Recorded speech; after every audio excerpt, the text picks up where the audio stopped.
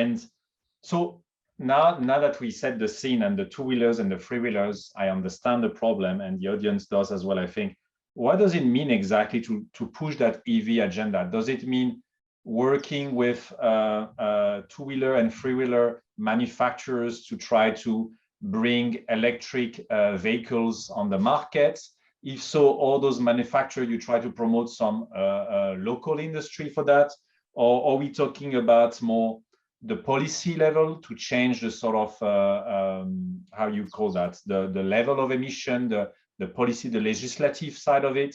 Or is it a combination of both? I'm very curious to understand how practically that's transformed into various activities and actions. Yeah, no, that's a good question. Actually, it's all of what you mentioned.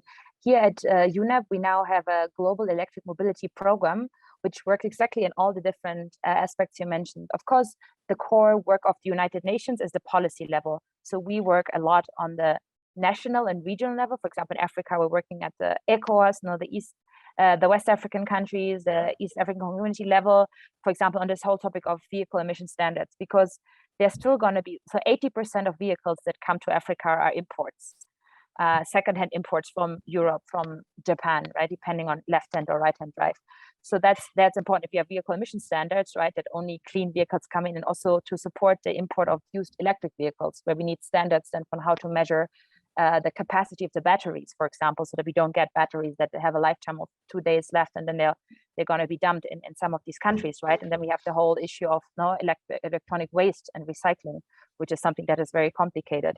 So that's one aspect. Then the other one is the national level, right, where we work with Ministry of Transport and Energy and Environment and Climate Change and Industry, whoever. Like electromobility is a broader space where it's not only transport, but also exactly, the electricity supply, stuff that needs to be involved. So it's a lot of awareness raising. First of all, that this is a technology that's available already for the African market, right? And then what type of policies can we do to incentivize? And it's not going to be, of course, huge purchase subsidies of, I think I read a ridiculous number, like I think every electric vehicle is like at least 2,000 or 3,000 euros of subsidies, in many European countries. Correct. Of course, that doesn't happen here, right? Here it's more of changing the duty structure. So like, for example, VAT exemption, higher duties for diesel and petrol vehicles, and then less or no duty for electric vehicles. That's on the national level. Then there's, of course, the local level, where we often have the topic of charging infrastructure. And there, for example, for 2 and 3-wheelers, we look a lot into battery swapping, which is possible, for example, even with solar energy, which makes it a lot cheaper than also to charge.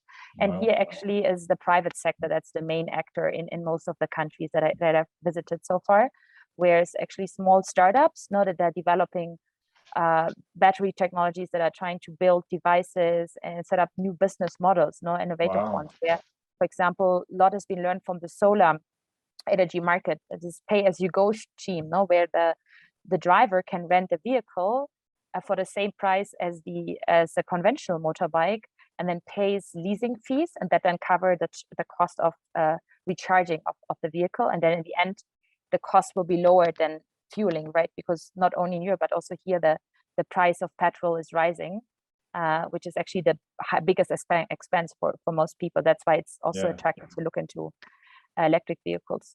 Interesting, fascinating.